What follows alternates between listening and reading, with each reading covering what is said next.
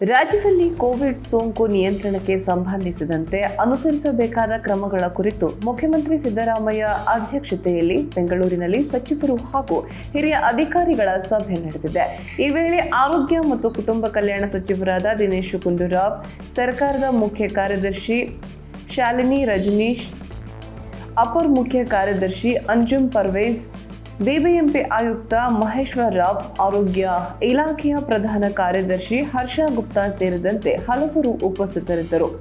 ಈ ಸಂದರ್ಭದಲ್ಲಿ ಮಾತನಾಡಿದ ಮುಖ್ಯಮಂತ್ರಿ ಸಿದ್ದರಾಮಯ್ಯನವರು, ಕೋವಿಡ್ ಬಗ್ಗೆ ಜನರು ಆತಂಕ ಪಡುವ ಅಗತ್ಯವಿಲ್ಲ, ಆದರೆ ಮುಂಜಾಗ್ರತಾ ಕ್ರಮಗಳನ್ನು ಅನುಸರಿಸಬೇಕು.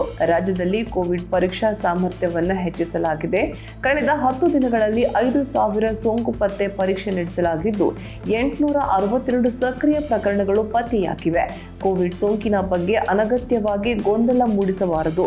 ಸಾರ್ವಜನಿಕರು ಕೂಡ ಭಯಪಡುವ ಅಗತ್ಯವಿಲ್ಲ.